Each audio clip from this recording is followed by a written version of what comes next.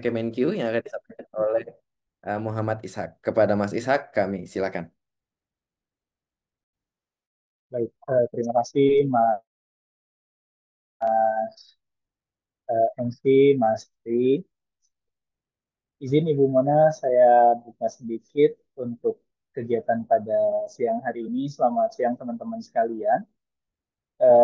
Alhamdulillah kegiatan ini bisa terlaksana. Mungkin sebagaimana kita tahu ada sedikit perubahan ya dari sisi LPDP terkait SI kontribusi dan beberapa sektor prioritas, dan yang mungkin yang lebih akan banyak ditanyakan oleh kita selaku target PNS adalah menurunnya jumlah awardee untuk target PNS dari periode-periode sebelumnya, dan di periode 2025-2021 kemarin memang turunnya cukup signifikan. Mungkin nanti akan jadi pertanyaan juga oleh teman-teman ke Bu Mon. Baik, sedikit gambaran terkait dengan kegiatan ini. Kegiatan ini terselenggara atas keresahan kami, khususnya PNS targeted yang melihat kondisi yang tadi sudah saya sampaikan, dan eh, ini adalah sebuah komunitas. LPDP Hunter Kemencu adalah komunitas yang berdiri sejak 2022, di mana berdasarkan keresahan tadi akhirnya dibentuk sebuah komunitas yang bisa menaungi para calon awardee-nya untuk bisa mempersiapkan diri. Nah, sebenarnya apa sih LPDP Hunter Kemencu? Jadi LPDP Hunter Kemencu itu memiliki visi dan misi, di mana visinya, oke, terima kasih, membantu pegawai Kemenku dalam meraih kesempatan studi yang akan dilaksanakan melalui misi, yaitu meningkatkan rasio kelulusan beasiswa LPDP melalui program pelatihan dan diskusi berkesinambungan. Memang di LPDP Hunter Kemenku itu ada apa saja? Di slide selanjutnya boleh Mas Tri. Ini adalah beberapa program yang telah kita laksanakan sepanjang sejak berdiri. Kita sempat mengundang psikolog juga terkait dengan kesiapan Wordi dalam melaksanakan proses seleksi ini. Kita ada pendampingan untuk item-item persiapan administrasi, kita ada pendampingan untuk pelatihan tes skolastiknya, bahkan kita ada pelatihan untuk sesi substansinya. Nah, dari sisi komunikasinya, LPD Hunter Kemenku ini membagi beberapa menjadi WhatsApp group. Yang pertama adalah yang memang tujuannya adalah ke dalam negeri, yang kedua tujuan studinya di luar negeri, dan yang terakhir adalah yang sudah berstatus menjadi awardee. Masing-masing diskusinya disesuaikan dengan WhatsApp grupnya, dan total awardee yang ada sekarang untuk awardee itu dari 2022 ada 600. Untuk yang luar negeri ini statusnya sudah full grup, dan dalam negeri sekitar 800-an. Kemudian untuk pelatihan pendukung, selain tadi yang sudah saya sebutkan, ke depannya LPDH Kemenku juga akan melakukan program yang namanya riset kolaborasi, di mana riset ini akan diperuntukkan untuk kolaborasi antara awardee dengan calon awardee supaya kemampuan academic writing-nya terasah sejak sebelum mendaftar dan sebelum studi. Harapannya seperti itu. Lalu ada pelatihan penulisan yang bisa mendukung bagaimana riset atau penelitian yang telah dilakukan itu dituangkan dalam sebuah kajian akademik. Dan yang terakhir itu adalah social project yang diharapkan dapat membangun sisi leadership dari teman-teman calon awardee dan juga keberdampakan calon awardee tersebut di masyarakat, seperti itu. Nah, bagi teman-teman Kemenq yang ingin bergabung dalam WhatsApp group, kita ada persiapan untuk dalam negeri, ada persiapan untuk luar negeri. Silakan di s.kemenq.go.id registrasi LPDP Hunter. Ini untuk registrasi WhatsApp grupnya. Sedangkan untuk kita akan ada program mentoring yang di launching pada hari ini. Teman-teman juga bisa mendaftar langsung di s.kemenq.go.id/mentoring LPDP Hunter. Nanti di situ ada beberapa isian yang harus teman-teman isi, disesuaikan dengan fieldnya, dan pada hari Senin, tanggal 20, berapa ya Seninnya? Tanggal 21 itu kita akan umumkan siapa yang lolos seleksi untuk program mentoringnya beserta daftar mentor yang bisa teman-teman hubungi. Mungkin itu sekilas tentang LPDP Hunter. Semoga bisa menjadi jalan buat teman-teman dalam mencapai studinya, dan semoga kebermanfaatan dari LPDP Hunter ini bisa dirasakan oleh teman-teman semua. Mungkin itu Mas Tri dari saya. Terima kasih. Baik, terima kasih Mas Ishak atas pengantar untuk membuka kegiatan kita pada siang hari ini. Saya pesan dulu buat teman-teman yang sudah join ini boleh di screenshot dulu. Nanti lupa itu ada apa capital sensitif ya, besar kecil ya untuk link ya. Mungkin di screenshot dulu, disimpan dulu biar kalau nanti tiba-tiba udah senggang, terus kepikiran kayaknya mau ikut ke program mentoringnya Hunter Kemenq LPDP Kemenq ini, bisa dicek lagi. Baik, eh, terima kasih Mas Ishak. Selanjutnya, teman-teman, sudah 225 partisipan nih, Bu Mona, Mas Ishak. Jadi, share sedikit pengalaman juga Mas Ishak. Saya juga awal di PDP PK 227. Jadi, Bu Mona, saya juga merasakan sangat terbantu sekali dengan adanya organisasi-organisasi ini. Saya dari Perben, di Perben juga kita punya komunitas teman-teman yang lulus LPDP dan dibantu juga dari Mas Ishak bersama teman-teman yang kemudian sedikit banyak membantu saya sampai dengan lulus saat ini. Baik, selanjutnya yang ditunggu sama teman-teman nih, pengen tahu tentang perkembangan LPDP untuk batch 2 nanti. Mari kita ikuti bersama paparan yang disampaikan oleh Ibu Ramona Sinaga selaku Kepala Divisi Rekrutmen dan Seleksi Beasiswa LPDP. Kepada Ibu Mona, kami silakan. Terima kasih Mas Tri Adiguna dan terima kasih juga kepada Mas Muhammad Ishak atas undangannya. Suara saya jelas ya? Terdengar jelas, Bu? Oke. Terima kasih. Selamat siang. Assalamualaikum warahmatullahi wabarakatuh. Shalom, salam sejahtera, Om Swastiwastu, Namo Buddhaya, salam kebajikan. Terima kasih untuk undangannya. Mungkin ini cepat saja nanti saya sampaikan. Tapi dari kemarin pagi sama tadi pagi, LPDP juga melakukan sosialisasi tentang beasiswa tahap 2 2025 dan itu ditayangkan di YouTube LPDP tadi pagi dan kemarin pagi. Mungkin bagi teman-teman yang kalau mau mendengar silakan kunjungin YouTube LPDP, ada tanya jawab juga, jadi siapa tahu bisa terbantu juga ada informasi-informasi yang bisa diperoleh. Nah ini juga saya juga akan mengulang sebenarnya sama yang akan saya bawa pada siang hari ini dengan apa yang saya sampaikan juga kemarin pagi dengan tadi pagi. Ini kita khusus di tahap 2 tahun 2025 ya. Jadi hanya perubahan kebijakannya dan mungkin ada juga informasi-informasi tambahan yang akan saya sampaikan. Mungkin mohon maaf Pak, kalau ada tiba-tiba back sound-nya ya. Next. Nah, ini yang kami buka di tahap 2 tahun 2025. Secara kelompok besar pasti teman-teman Kemenq ini saya anggap sudah literasinya sudah sangat tinggi ya. Baik itu mengenai informasi itu pasti cepat tersebar dan mereka juga giat mencari informasi baik itu secara sendiri karena memang untuk kebutuhan mereka. Jadi pasti teman-teman sudah tahu bahwa LPDP secara garis besar ada 3 kelompok besar beasiswa. Afirmasi, targeted, umum. Ini prioritas ini baru di tahun 2022. Nah, sebenarnya dari LPDP sendiri, di sini kan banyak PNS ya.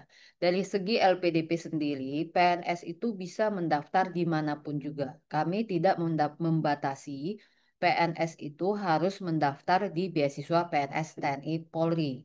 Karena semua beasiswa ini hampir semuanya itu terbuka untuk PNS TNI Polri. Hanya ada beberapa yang tidak terbuka karena memang sesuai dengan karakteristik beasiswanya. Beasiswa prasejahtera itu tidak terbuka bagi PNS karena kami yakin PNS itu sudah dianggap level bukan penerima bantuan sosial lah. Masalah level kita tidak bisa menyamakan tapi bukan penerima bantuan sosial. Kemudian PNS juga tidak bisa daftar di beasiswa Master Kewirausahaan karena Master Kewirausahaan ini untuk mendukung dunia entrepreneurship yang memang seorang entrepreneur. Jadi ini kami anggap tidak sesuai dengan PNS. Tapi yang lainnya itu bisa dicoba oleh PNS TNI Polri asalkan dia memenuhi ketentuan yang ada di persyaratan beasiswa tersebut. Misalnya kita pasti orang asli Papua tapi dia PNS, dia bisa mendaftar di beasiswa Putra Putri Papua atau PNS TNI Polri. Jadi itu sebenarnya pilihan.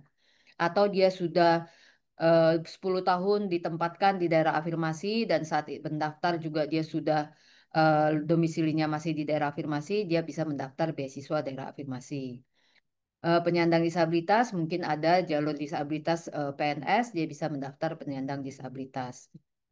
Kemudian dokter spesialis juga kita punya tenaga kesehatan di Kementerian Keuangan bisa mendaftar beasiswa dokter spesialis dan bahkan parsial ada, PTUD ada, reguler ada. Jadi silahkan Dan untuk lulus ini kan kita perlu strategi ya. Jadi silahkan kalau memang ada strateginya, misalnya mencoba PTUD, karena kalau dilihat dari passing grade PTUD lebih rendah.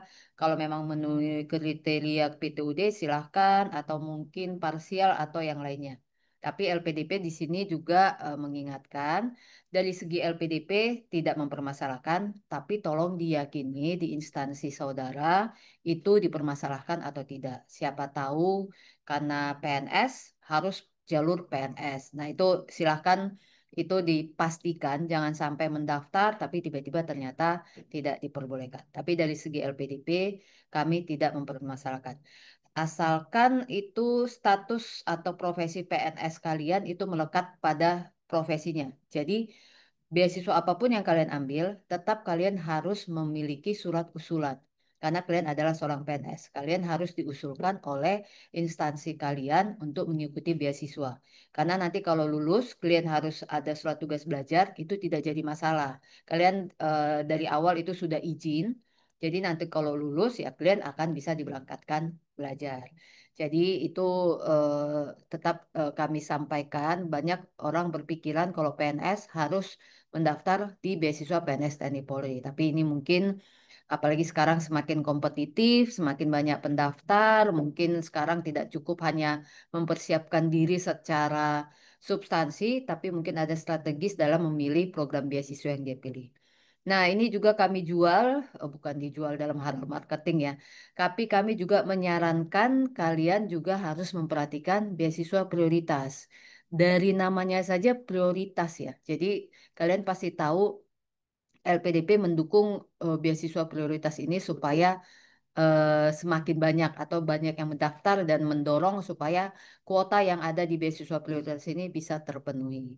Kalian bisa baca masing-masing beasiswa prioritas atau co-funding yang sedang buka, dipelajari buku panduannya apakah program studi atau kampus tujuan itu sesuai dengan rencana studi kalian atau sesuai dengan rencana pengabdian atau pekerjaan kalian. Kalau memang sesuai, silahkan bisa dicoba karena beasiswa prioritas ini adalah memang dia bersifat khusus untuk prodi-prodi atau subjek-subjek yang memang sudah kita sepakati. Dan dia juga co-funding antara LPDP dengan kampus mitra atau dengan instansi luar. Jadi secara esensi kami mendukung kalau memang kuotanya ada, kalau memang kesepakatannya sudah kuotanya misalnya 50, kami ber apa kami niat supaya 50 kuota itu terpenuhi. Sehingga kami akan mendorong supaya semua pendaftar ini sepanjang dia memenuhi LOE, passing grade-nya memenuhi, kuota itu akan kami maksimalkan. Dan ini kami dorong karena juga akan semakin meningkatkan efisiensi dan efektivitas penggunaan dana di LPDP. Nah, ini silakan di web jadwal beasiswa prioritas ini itu tidak serta-merta harus sama dengan yang reguler, yang tahap 1 dan tahap 2. Jadi bisa misalnya kayak kemarin AAS, JICA itu jadwalnya berbeda ya sendiri. Tapi kami selalu mempublish di IG kami bahwa ada pembukaan beasiswa. Kami juga menyampaikan ke KL khususnya ke Menq dan itu pasti sudah disampaikan ada CSU, NEU, kemudian dengan NUS Business School, dengan JICA kemarin termasuk banyak peminatnya dari Kemenq, AIS juga ada Georgetown University. Silahkan cari informasi kalau memang ada bisa dicoba.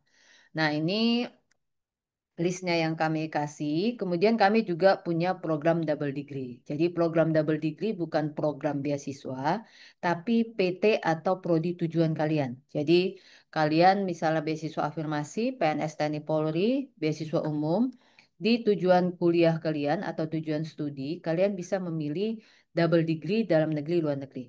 Tapi ini double degree-nya harus dalam negeri luar negeri. Tidak boleh double degree yang luar negeri, apalagi yang multi countries, yang kadang-kadang ada yang saya tahu ada yang Belanda sama Swedia itu tidak boleh ya, harus satu country. Dan untuk double degree ini hanya yang Indonesia dan negara lain. Listnya ada di website kami. Silakan bisa dilihat. Mungkin next. Ini saya menyampaikan tadi saya beasiswa prioritas saya tekankan.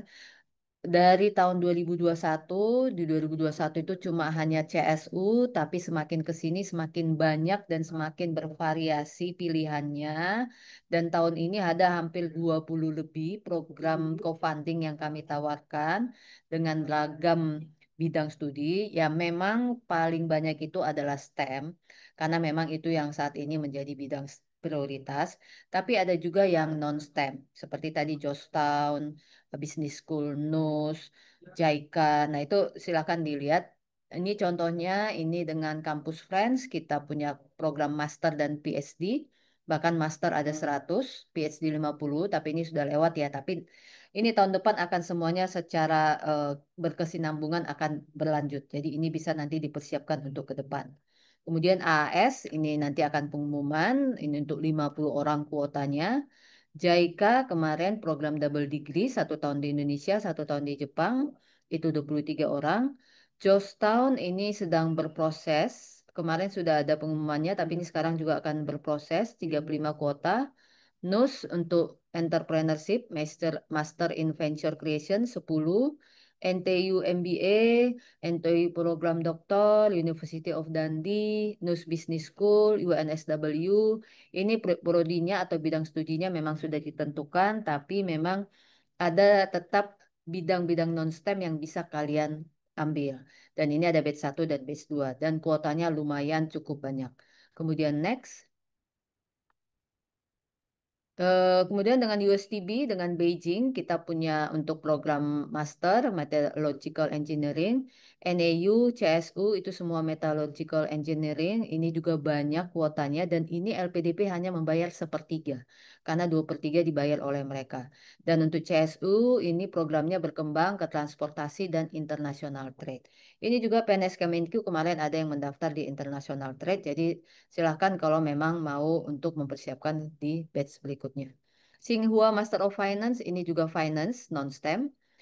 Korea program master dan doktor ini Blue Economy, Green Economy, Digital Bioteknologi, University of Dundee, kemudian Dublin program master ini STEM dan juga ini ada King's College London di Singasari di Malang ya, kawasan ekonomi berikat. Ini baru kita buka, sedang kita buka saat ini dan ini memang juga co-funding dengan KCL yang memang yang sudah membuka cabang di Singasari. Nah, ini yang saat tahun 2025 ini dan kemungkinan juga nanti akan berkembang terus karena LPDP mendorong supaya semakin banyak program-program prioritas baik itu dari bidang studinya maupun juga dari secara pembiayaannya yang dapat mengakselerasi kemampuan LPDP untuk mengirim lebih banyak penerima-penerima beasiswa. Kemudian next. Ini highlightnya mungkin sedikit saja perubahannya. Jadi untuk yang sudah ada dari kebijakan tahap 1 itu masih berlaku. Misalnya tentang yang kemarin tahap 1 kan ada penambahan daerah afirmasi, itu masih berlaku. Kemudian ada juga untuk disabilitas, untuk memaparkan apa yang menjadi kondisi disabilitas yang bersangkutan, itu masih berlaku. Nah ini yang perubahan kebijakan di tahap 2 sebenarnya tidak terlalu banyak dan ini untuk poin 1 dan 2 ini sebenarnya bukan kewajiban.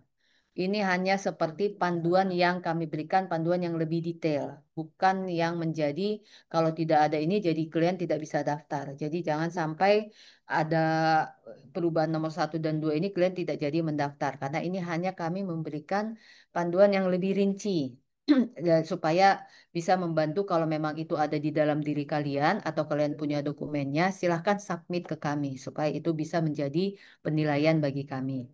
Misalnya ini nomor 1, sebelumnya kami secara umum hanya menyatakan pada penulisan esai, tuliskan rencana kontribusi kalian, tuliskan rencana pengabdian kalian setelah kalian lulus kuliah. Nah, itu kan umum ya.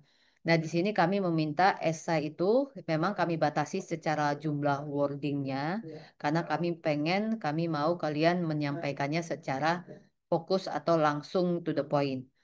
Gunakan bahasa yang senyaman kalian, bisa bahasa Indonesia, bisa bahasa Inggris. Yang penting message atau pesan yang ingin kalian sampaikan itu dapat tertulis dengan jelas.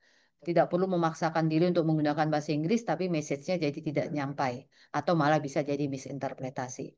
Itu benar-benar esai ini untuk menilai apa yang menjadi rencana kalian ke depan. Secara jelas, konkret apa yang rencana kalian pasca studi dan rencana kontribusi. Dan di sini diharapkan kalian bentuk pengabdian itu jelas di industri apa atau di bidang apa. Dan pastinya sesuai dengan program studi tujuan. Karena ini kan apabila kalian lulus belajar di program studi tujuan, kalian akan mengabdi di industri apa. Dan kalian juga bisa mendeskripsikan kenapa kalian milih program studi kalian. Apakah memang berkaitan dengan pekerjaan, apakah mungkin tidak inline tapi kedepannya mau jadi apa. Misalnya education backgroundnya tidak inline, tetap kenapa dan kedepannya apa. Nah itu silahkan bisa dijelaskan supaya nanti bisa menggambarkan apa yang menjadi tujuan kalian ke depannya. Nah, di sini kata-kata selanjutnya ini bukan kewajiban. Kalau memang ada keterkaitan, kalau memang ada dukungan terhadap bidang industri yang saat ini dinilai strategis, yaitu pangan, energi, pertahanan, transportasi, IT, cyber, atau material maju. Kalau memang ada dukungannya, silahkan disampaikan di esai. Tapi kalau tidak ada juga itu tidak wajib, tidak apa-apa. Kalau memang kalian ada punya keyakinan untuk dunia keuangan atau industri perbankan itu silahkan karena bagaimana kalian meyakini atau menjelaskan secara konkret dan jelas itu yang kami lihat bukan harus di industri tertentu itu hanya kalau memang ada jangan kalau ada silahkan dieksplor. Nah ini untuk yang esai ya jangan sampai ini jadi mengurungkan niat kalian menganggap kami tidak memperhatikan bidang industri lainnya. Terus yang kedua ini untuk doktor, yang tujuan doktor baik dalam negeri luar negeri. Sebelumnya kami memang sudah meminta ada surat pernyataan promotor dan ini juga bukan kewajiban ya. Jadi kalian bisa tetap lulus admin, nanti juga di substansi bisa juga lulus, tapi ini hanya kalau ada silakan beritahu kami karena kami akan memberikan penilaian terhadap apakah kalian sudah punya promotor atau tidak. Dan promotor ini juga ada ketentuannya yang kami inginkan. Untuk tujuan luar negeri, promotor ini sudah punya kopromotor Indonesia. Jadi dia sudah punya kerjasama, misalnya kerjasama di bidang penelitian atau memang mau berkolaborasi antara peneliti atau researcher atau supervisor kalian di luar negeri dengan kopromotor bisa peneliti, bisa dosen di Indonesia. Dan ini tujuannya supaya ada kolaborasi antara researcher di Indonesia dengan luar negeri. Jadi kami berusaha membangun ekosistem dunia penelitian dengan adanya kolaborasi antara dalam negeri dan luar negeri.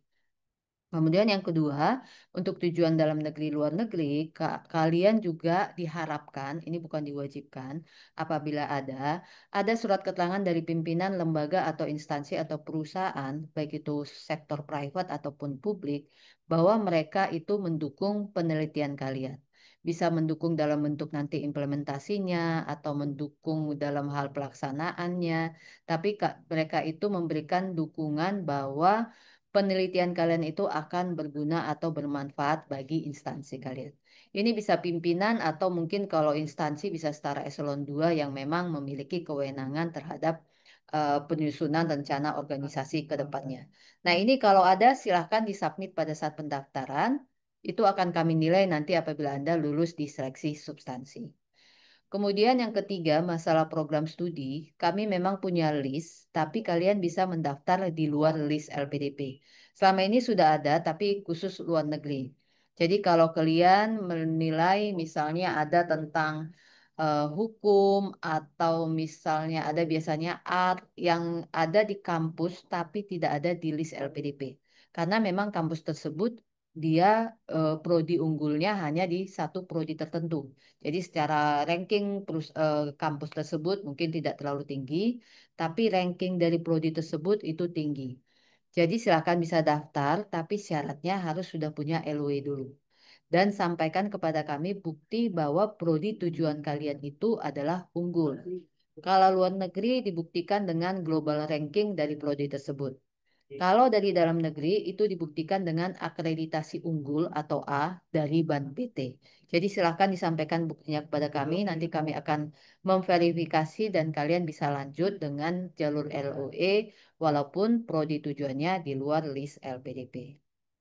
Kemudian pendaftaran, karena kami mengakui saat ini semakin banyak program-program prioritas atau co-funding yang jadwal seleksinya atau jadwal pendaftarannya berbeda dengan jadwal reguler yang tahap satu, tahap 2.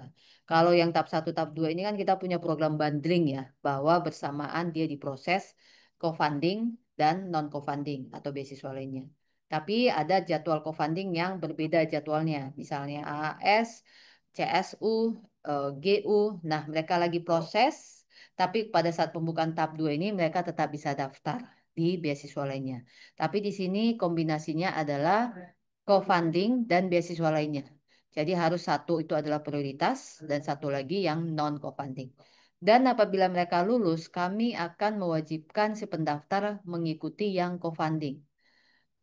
Itu wajib karena itu mereka itu adalah prioritas, dan apabila dia tidak mau atau dia tidak lanjut di co-funding, dia dicabut status awardee-nya, dan dia tidak boleh pindah studi atau pindah prodi atau pindah kampus. Jadi dia harus mengambil yang co-funding. Jadi karena dia kami utamakan atau kami proses terlebih dahulu di co-funding. Jadi itu saja persyaratan dari LPDP kalau kalian mengambil bundling atau misalnya kombinasi antara co-funding dan non-co-funding. Kemudian next. Nah, ini jadwalnya. Kami sudah buka pendaftaran dari 30 Juni hingga nanti sekitar 2 minggu, kurang dari 2 minggu, kurang 1 hari, 31 Juli. Untuk yang bundling kemarin bukannya tanggal 10 Juli sampai 31 Juli. Ke bawahnya itu seleksi administrasi 3 minggu. Kemudian pengumuman ada sanggah 3 hari. Kemudian kalian bisa menyanggah itu bentuknya klarifikasi ya, untuk mengklarifikasi bahwa dokumen yang kalian berikan pada saat pendaftaran itu adalah benar dan sesuai ketentuan, tapi tidak menggantikan dokumen. Kemudian kita pengumuman sanggah 8 September, seleksi bakat skolastik ini untuk orang yang belum punya LOE unconditional, yang sudah punya LOE unconditional dan lulus admin dan juga beasiswa penyandang disabilitas, tidak perlu ikut seleksi bakat skolastik, bisa langsung ke seleksi substansi. Pengumuman SBS 2 Oktober, seleksi substansi ini kita lakukan bersamaan dengan jalur reguler dan prioritas. Jadi yang bundling ini dia akan cukup sekali diwawancara, tapi konsep atau substansi yang diwawancarai bisa mencakup prodi tujuan dari beasiswa lainnya dan juga beasiswa prioritas yang dia pilih. Dan untuk beasiswa bundling atau prioritas ini, kami juga meminta si pendaftar secara paralel mengurus LOE dari kampus mitra. Karena nanti dia lulus, dia itu sudah juga statusnya mendapatkan LOE dan direkomendasikan oleh mitra untuk lulus di beasiswa co-funding. Pengumuman akhirnya 27 November dan mulai kuliah Januari 2026. Tolong kalau mendaftar di jalur LOE, perhatikan tanggal intake-nya. Tanggal intake-nya jelas tercatat di LOE dan itu wajib minimal Januari 2026. Kalau sudah punya LOE di September 2025 atau Oktober atau November 2025, tolong langsung di-defer dan sampaikan juga surat defernya kepada kami saat mendaftar. Kalau tidak bisa di-defer, kalau LOE-nya tidak bisa di-defer, jangan coba-coba mendaftar jalur LOE. Coba saja jalur non-LOE. Karena kalau kalian sudah submit, nanti tidak lulus karena LOE-nya tanggal intake tidak sesuai, kalian tidak bisa pindah jalur. Jadi tolong pastikan bahwa LOE Anda sudah bisa di-defer ke minimal tanggal Januari 2026. Kemudian next, ini tahapannya, ini sama saja.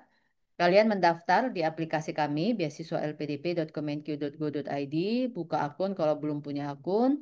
Nanti NIK kalian akan di-verified langsung ke Dukcapil, itu untuk memastikan bahwa data kalian memang terdaftar secara administrasi di data Dukcapil. Walaupun kita ini prosesnya semuanya online, tidak ada tatap muka, jadi kalian bisa mendaftar dimanapun juga secara aplikasi, dan juga proses seleksinya administrasi, pengumumannya kami langsung beritahu di akun Anda, seleksi bakat skolastik juga secara online, seleksi substansi juga secara online. Jadi tidak perlu datang ke kantor kami atau tidak perlu datang ke tempat yang lain, ke kantor-kantor Kementerian Keuangan. Tapi mungkin untuk daerah afirmasi, misalnya di Papua, itu mungkin nanti kami lakukan pendampingan supaya mereka dapat mengikuti wawancara tanpa perlu khawatir jaringan internet yang stabil. Nah, ini jalurnya ada 3 tahap besar: administrasi, seleksi bakat skolastik, seleksi substansi. Untuk SBS ini kami mewajibkan si peserta mengikuti simulasi atau tryout. Karena ini sangat berguna supaya si pendaftar ini sudah menginstall aplikasi dengan aman. Tidak, jangan di hari H mau ujian 1 jam lagi dia baru install kemudian bermasalah baru dia mengadu. Ya, dia juga sudah nggak konsentrasi. Ya, itu jangan sampai terjadi. Jadi pada saat simulasi ini kami meyakinkan semua aplikasi, semua tata cara bagaimana dia akan mengikuti SBS itu semuanya sudah dipahami dengan baik. Sehingga pada hari H dia bisa fokus dan tidak ada kendala teknis. Makanya kami mewajibkan agar mengikuti simulasi atau tryout sebelum hari H-nya. Nanti jadwalnya akan kami sampaikan melalui akun aplikasi. Kemudian next. Ini untuk yang jalur bundling, jadi secara garis besar itu semuanya sama, administrasi, skolastik, dan juga substansi. Kami akan memproses secara bersamaan. Nanti pada saat pengumuman administrasi, kalian yang mendaftar jalur bundling, kalian tahu administrasi beasiswa kemitraannya lulus atau enggak, administrasi beasiswa lainnya lulus atau enggak. Jadi apakah setelah administrasi, kalian masih punya 2 nyawa atau tinggal 1 nyawa? Kemudian kalian ikut seleksi bakat skolastik, ini mungkin hanya diproses untuk yang beasiswa lainnya, karena beasiswa kemitraan tidak ada seleksi bakat skolastik. Mungkin ini juga unggulan beasiswa prioritas ya. Tidak ada seleksi bakat skolastik, hanya administrasi dan substansi. Kemudian nanti di substansi kami akan memproses terlebih dahulu kemitraan kalian. Kami akan mengecek apakah kalian punya LOE dan kalian direkomendasikan oleh mitra dan sesuai dengan kuota. Kalau itu semua terpenuhi dan juga di LPDP juga lulus, maka kalian akan lulus di beasiswa kemitraan. Namun kalau misalnya kalian tidak berhasil dapat LOE atau dapat LOE tapi tidak direkomendasikan karena keterbatasan kuota, maka kami akan alihkan ke beasiswa lainnya yang kalian pilih untuk kami samakan, untuk kami cek berapa nilainya, dan kemudian kami tentukan kelulusannya berdasarkan passing grade. Jadi dari segi pendaftar tidak ada perbedaan sama sekali. Mereka tinggal menunggu apakah 2 program beasiswanya sampai mana, apakah kalau sampai akhir dua-duanya lulus, maka kalian mengambil kemitraan. Oke, next. Ini komponen beasiswa LPDP, ini pasti sudah sama ya. Kemenq juga punya means. Secara garis besar ada dana pendidikan, ada dana pendukung. Dana pendidikan itu tuition fee at cost, walaupun saat ini kami mendorong kalian untuk mengambil kampus-kampus non-English speaking countries, karena relatively secara umum biaya tuition fee-nya lebih murah ya. Misalnya di Jepang, Korea, Prancis, Jerman itu relatif lebih murah. Kenapa kita mendorong? Bukan berarti kita anti sama yang lainnya. Karena memang penerima beasiswa LPDP sudah sangat banyak di negara-negara English speaking countries. Dan yang kedua juga supaya memang lebih banyak kita bisa mengirim orang-orang atau penerima beasiswa ini ke luar negeri karena dengan biaya yang lebih murah maka kita akan mengirim lebih banyak. Tapi dengan catatan memang kampus itu ada di list LPDP. Kalau sudah ada di list LPDP kan kualitasnya juga sudah bisa kita akui. Kenapa ada di list LPDP ya berarti secara kualitas mungkin dia juga bisa dikatakan mempunyai kualitas yang bagus. Kemudian dana tunjangan buku, dana bantuan penelitian, dana bantuan seminar, dan juga dana pendaftaran. Untuk dana pendukung, kita berikan living allowance, dana settlement, dana tunjangan keluarga untuk doktor dan dokspe dan subspe, transportasi, asuransi, dan visa. Ini kita tetapkan besarannya setelah adanya kajian analisis bagaimana standar hidup di negara tersebut atau di kota tersebut. Jadi besaran yang kami kasih itu adalah cukup, bukan kebesaran, bukan terlalu besar atau juga tidak cukup.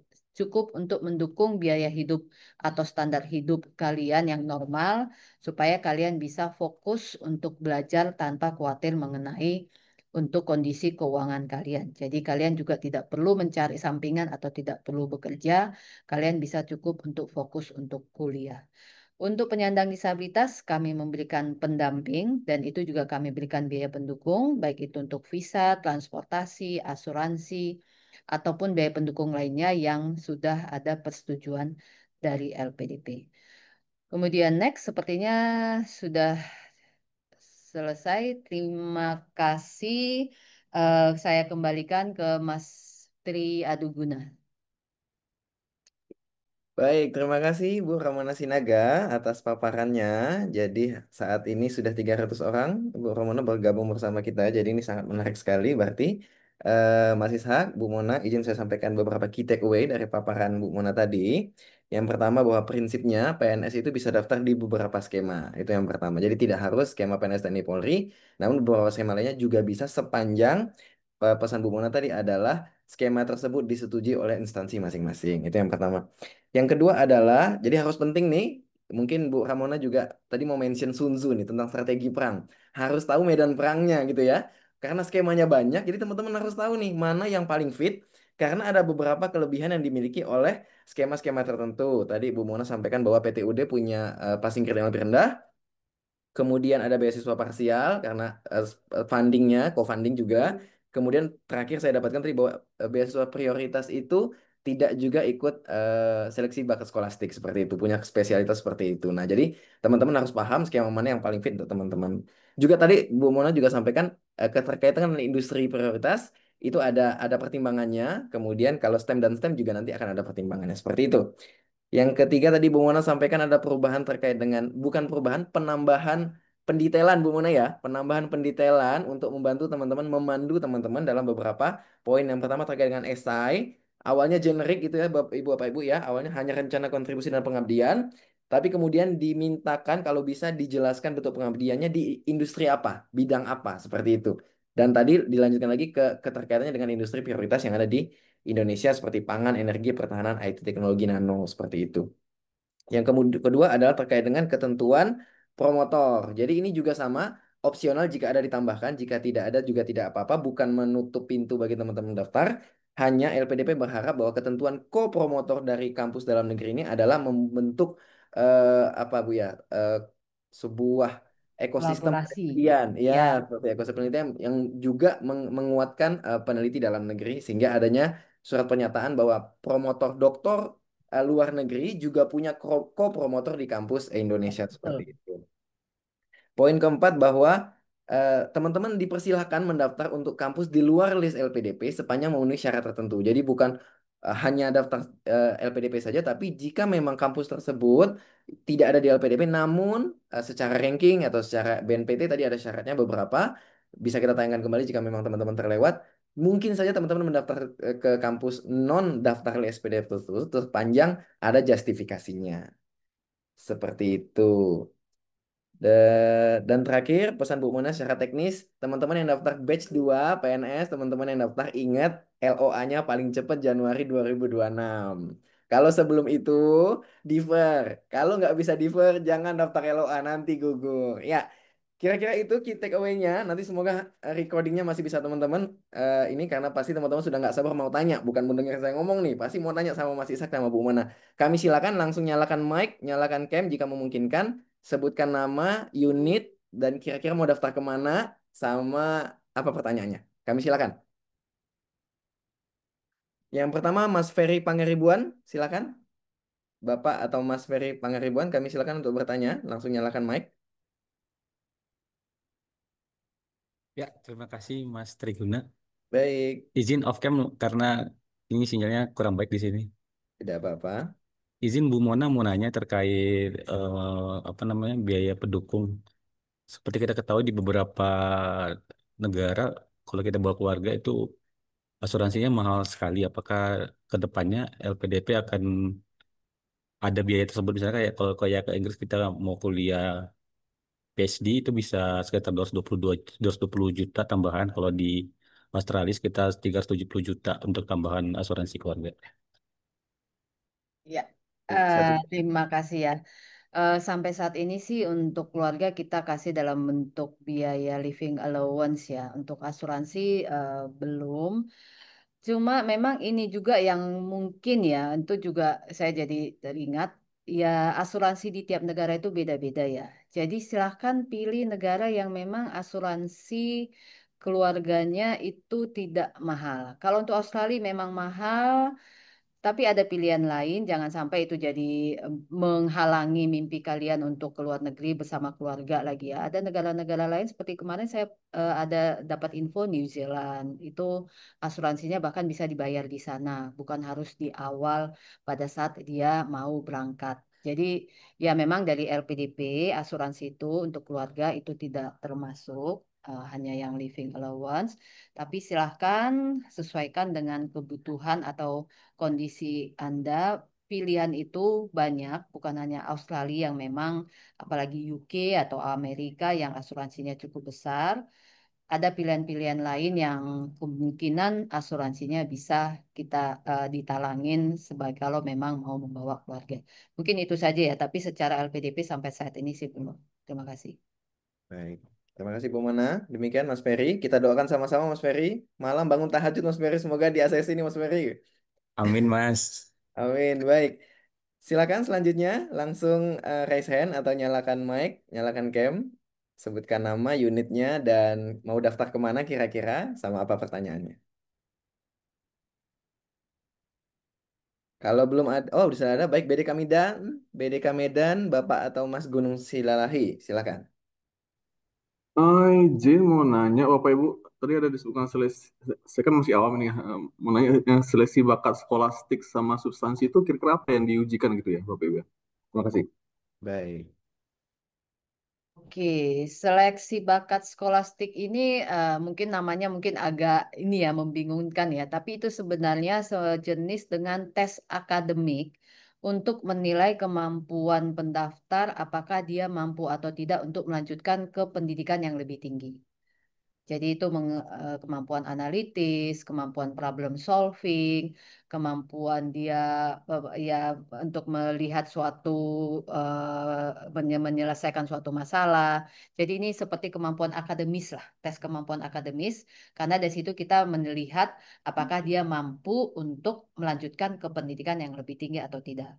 Makanya untuk yang sudah punya LOE, karena dia sudah punya LOE, minimal kan dia sudah ada progres yang sudah didapatnya ya, bahwa dia sudah punya kunci nih, udah punya tiket untuk masuk ke kampus yang lebih tinggi, makanya dia tidak perlu ikut tes bakat skolastik. Tapi yang belum punya, dia wajib ikut seleksi bakat skolastik. Kemudian kalau lulus seleksi bakat skolastik atau yang sudah punya LOE dan lulus admin, dia ikut seleksi substansi. Seleksi substansi ini ada penilaian yang paling utama adalah wawancara. Nanti kalian akan diwawancara selama 1 jam dengan oleh 3 pewawancara. Dilihat bagaimana kemampuan kalian, rencana studi kalian, kesiapan kalian, kalian siap atau tidak untuk kuliah, bagaimana apakah ada prestasi atau bagaimana kalian kemampuan resiliensi kalian, problem solving itu semua nanti dinilai pada saat wawancara dan juga kami melihat penilaian secara profiling kalian di berdasarkan aplikasi yang kalian masukkan di aplikasi pendaftaran. Secara garis besar demikian. Baik. Terima kasih, Bu. Demikian Mas atau Bapak Gunung Silalahi. Jadi ada dua tes yang tadi dimention adalah bakat skolastik. Bu Mona sampaikan itu kira-kira uji kognitif TPA kira-kira untuk mengetahui kemampuan yang bersangkutan ini kalau nanti kuliah, master atau dokter ini akan mampu bertahan atau tidak secara kognitifnya. Namun bisa digugurkan jika sudah punya LOA. Itu tadi buat Pak Gunung Silalahi ya catatannya. Kalau sudah punya LOA, maka tidak perlu bakat skolastik seperti itu. Sedangkan substansi itu wawancara membedah esai nanti Pak Gunung Silalahi. Esainya akan dibedah, soft kompetensinya juga akan dicek di sesi wawancara tersebut. Baik, selanjutnya kita sudah ada dua juga yang raise hand. Tadi siapa duluan ya?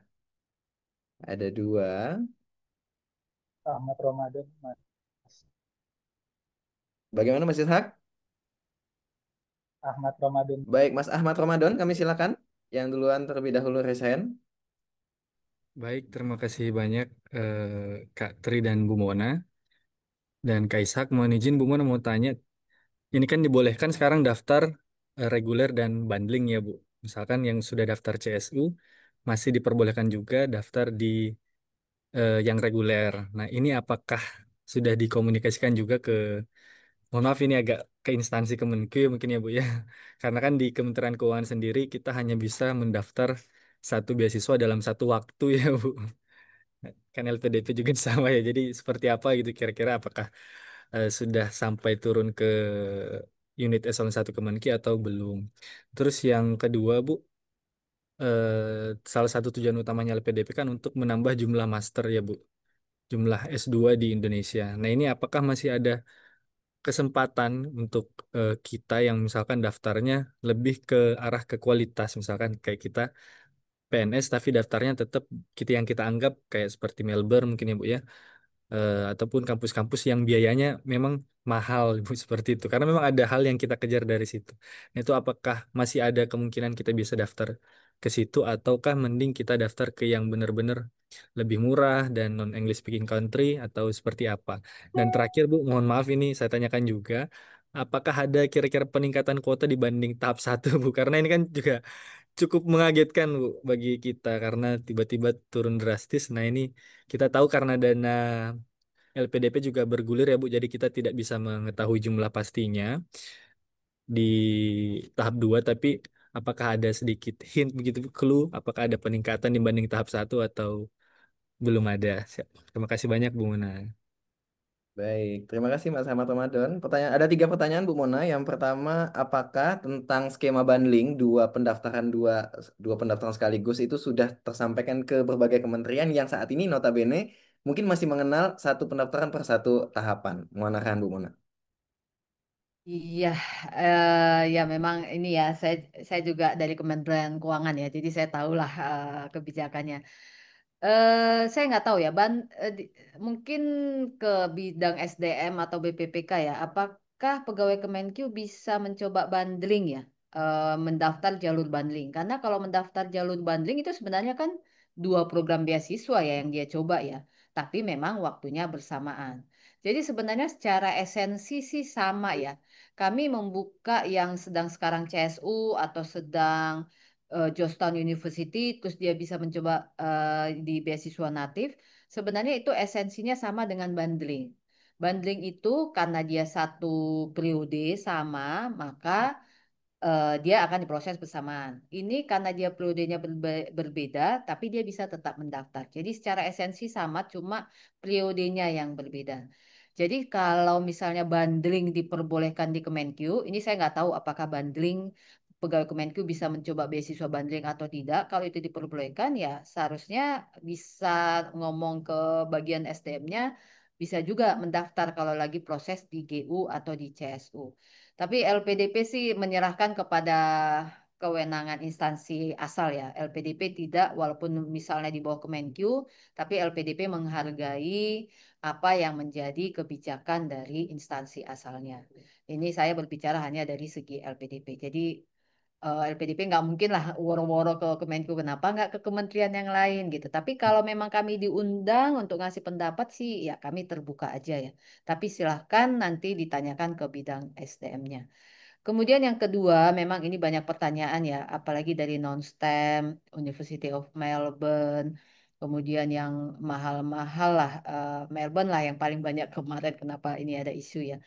Tapi buktinya kemarin banyak ada juga yang lulus di Melbourne, maksudnya tetap ada yang kami luluskan di Melbourne, tetap ya kemarin 66% ya STEM ya, tetap 34% kan non STEM ya. Ya memang kami tidak menutup, tetap ada yang ini cuma ya kalian harus lebih fight lah istilahnya gitulah. Kalau memang kalian yakin di Melbourne, University of Melbourne ada prodi yang sesuai, supervisor atau penelitinya sesuai. Nah, itu kan kalian bisa pasti kelihatan di waktu wawancara atau pada saat esai. Itu berarti kami tidak menutup kemungkinan kalian harus kuliah di Melbourne ya. Tetap kami buka dan juga yang non-STEM itu juga tetap penting untuk pembangunan di Indonesia. Ini hanya sesuai dengan kebutuhan yang saat ini, tapi tetap non-STEM itu dibuka. Dan juga di Melbourne juga tetap kemarin ada yang lulus di Melbourne dari PTUD. Kemudian yang ketiga pertanyaannya, Ada rencana Kuota nambah kuota nggak Bu Mona tahap oke. 2? Apa mau dikurangin lagi Bu? Jangan Bu. Nah, ini kita tidak pernah membilang kuota sih ya. Kita selalu Hmm. menjawab kesesuaian dengan ketersediaan anggaran. Hmm. Kami itu sekarang itu ini sebenarnya kayak siklus ya, liability commitment. Mungkin kalau ya timing lah ya, saya bisa menyatakan tahun 2023 itu LPDP meluluskan 10.000 orang. 2023 ya. Jadi orang-orang yang lulus di situ tuh kalau bisa dibilang at the right time, right man at the right time lah. 2023. 2024 8.000.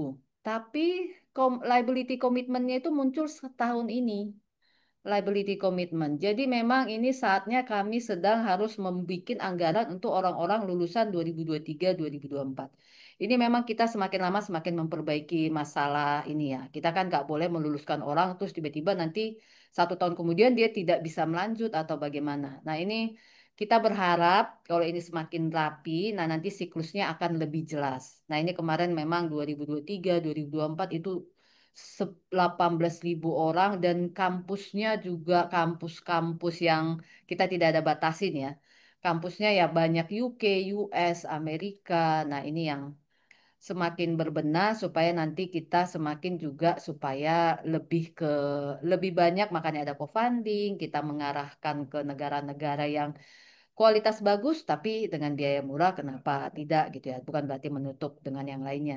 Tapi semoga nanti di 2026 ini semakin lama akan semakin meningkat ya jumlahnya. Ini kita sedang lagi inilah digodok supaya nanti pas ke depannya itu lebih rapi lah. Itu semuanya ketersediaan anggaran sih. Tapi kalau memang masih punya banyak kesempatan ya bisa dicoba terus lah atau bisa yang lainnya juga bisa dilihat ya. Jangan cuma mengandalkan satu LPDP, tapi bisa juga mencari pemberi beasiswa yang lainnya yang mungkin ya AS itu juga bagus, Chevening. Nah, jadi bisa uh, harus gigihnya itu jangan cuma di satu tempat, tapi banyak pintu yang bisa dicoba. Begitu sih Mas Ahmad Ramadan. Baik, Baik. terima kasih Bu. Tapi itu Ya, tadi Bu, kalau di sama-sama. Kemenkeu kan cuma bisa satu saja Bu Nah, dalam itu satu mungkin waktu. nanti Mas Baik, Ishak lah yang bisa siap, ini siap. berkomunikasi ke bagian SDM. Baik, terima kasih banyak Bu Mona Ya, atas jawabannya. Terima kasih Sangat Bu jelas Mona, Bu. Mas Ramadan. Mas Ishak, ada pending matter Mas Ishak. Kita perlu advokasi ke BPPK nih Mas Ishak. Untuk internal Kemenq ya, karena LPDP nggak boleh terlalu masuk ke intern kementerian karena nanti terkesan memihak seperti itu ya. In this situation Bu ya, gampang digoreng-goreng nih Bu isu nih Bu. Jadi harus memang berhati-hati. Baik, ada lagi yang mau bertanya secara live? Kalau belum ada kita pindah ke kolom chat. Ya, Kolom chat ini ada satu yang menarik nih masih Bu. ada satu atas nama Stefan. Baik, silakan Mas Stefan. Mas Stefan dari DJP langsung. Ya, Eh, selamat siang, Ibu, Bapak. Terima kasih kesempatannya. Saya Stefan, saya rencana studi ke UK, udah secure LOA untuk PhD in Law. hmm, Kemudian yang mau saya tanyakan, salah satu syarat itu kan ada surat kesediaan promotor ya, Bu ya. Nah, eh, kebetulan surat kesediaan promotor yang udah disiapkan dari kampus itu, co-promotornya tetap dari kampus yang sama di UK gitu. Apakah itu masih bisa kita lampirkan aja sebagai supporting documents. Itu aja sih. Terima kasih. baik. Untuk Doctor of Law, Ibu ke UK, ya, iya. dokumen. Memang surat promotor ini bukan wajib ya. Dia tidak akan menggugurkan pada saat seleksi administrasi. Itu tidak kami lihat di seleksi administrasi, tapi nanti di seleksi substansi. Kami sih berharapnya ini kan ada level-level ekspektasi kami ya. Ekspektasi kami itu promotor atau supervisor atau pembimbing dari luar negeri itu, apalagi kalau memang kampusnya yang eh, top 30 atau yang memang kampus yang punya ranking yang tinggi, kami berharap mereka punya kerjasama atau mereka dapat menjadi pembimbing juga untuk peneliti atau pembimbing di Indonesia. Itu ekspektasi kami yang paling tinggi. Tapi kalau memang nggak ada, ya kami tidak mewajibkan atau jadi menggugurkan ya. Tapi pasti beda lah bagaimana ekspektasi kami itu apakah dipenuhi atau tidak. Jadi mungkin masih ada waktu, mungkin dia punya ya promotor yang bisa diajak kerja sama di Indonesia silakan. Tapi kalau yang tadi pun tidak apa-apa, silakan disampaikan. Tapi ya ekspektasi kami yang paling tinggi itu adalah promotor dan co-promotor di Indonesia. Itu aja sih. Baik, makasih Ibu. Baik, terima kasih Bu Mona. Saya cek belum ada yang raise hand. Ini ada pertanyaan Bu di kolom chat dari Mas Dwi atau Bapak Dwi. Terkait dengan bundling Bu, bundling saya mau LPDP US sama Unimel. LOA yang saya miliki ada LOA-nya Unimel. Bisa nggak Bu? Saya ambil dua. Karena saya mau daftar bundling. Maksudnya dia, apakah saya harus juga punya LOA NUS untuk daftar dua kampus atau saya akan dapat skema non LOA dengan Unimap, tapi saya juga menggunakan fasilitas itu untuk ke LPDP NUS. Mohon arahan, Bu. Dia punya LOE di, Unimap, Bu. oke, dan dia pengen bundling sama NUS. NUS benar. Nah, untuk yang bundling ini kan co-funding dan non-co-funding ya. Kita bilang beasiswa lainnya non-co-funding. Untuk co-funding ini kami tidak mensyaratkan LOE pada saat daftar. Dia hanya sudah mendaftar di kampus mitra. Jadi ada bukti pendaftaran di NUS. Dia tidak perlu ikut seleksi bakat skolastik, tapi secara paralel seleksi di LPDP, dia juga ikut proses pencarian LOE di NUS. Nah, kalau dia punya misalnya beasiswa reguler, dapat Unimel, udah punya LOE Unimel, di regulernya dia pakai jalur LOE. Jadi dia tidak perlu ikut seleksi bakat skolastik karena di jalur beasiswa regulernya dia sudah punya LOE. Jadi bisa mendaftar di regulernya, bisa punya LOE atau tidak punya LOE. Kalau di jalur kemitraannya memang tidak ada kewajiban sudah punya LOE pada saat mendaftar, cukup memberikan bukti pendaftaran di kampus mitra. Jadi itu bisa. Dia tidak perlu ikut skolastik karena di beasiswa regulernya sudah punya LOE. Baik. Cukup jelas Mas Dwi ya. Wah, ini menarik nih Mas Dwi. Dapat dua-duanya non bakat skolastik, non SBS, non TBS ya. Langsung skip persiapan wawancara teman-teman yang lagi belajar. Mas Dwi latihan mock up interview gitu, Mas Dwi. Baik, ada lagi yang mau live pertanyaannya? Baik, kalau belum ada saya lanjut. Ini Ini saya. ini maksimum 300 ya. Banyak yang komen nih nggak bisa masuk. Oh, begitu. Mas Ishak, kita top up pro. Ibu izin dana ini dananya dana swadaya, jadi mampunya hanya kapasitas 300. Mungkin next event kita pinjam akun LPDP, Bu. Wah, luar biasa. Masuk, Mas Ishak. Baik, iya Bu, mohon maaf saat ini kapasitas kita maksimal di 300. Jadi memang kita lihat berarti ini termasuk yang niat Bu. Jadi kalau biasanya kan kalau kita buka terus gitu kan yang belakangan telat-telat terus tiba-tiba nanya tuh di belakang tuh. Nah, ini berarti 300 yang paling niat gitu Bu. Baik, ada Bapak atau Mas Restana Wiradiana bertanya untuk program NUS Bundling. Satu, pada halaman admission kampus direkomendasikan pakai GRE atau GMAT untuk mendapatkan award studi seperti beasiswa. Apakah ini termasuk juga di program banding LPDP? Karena saya dari informasi yang saya peroleh, award sangat dipengaruhi rekomendasi dari donatur. Award Bu untuk GRE, keperluan GRE atau GMAT untuk award studi beasiswa.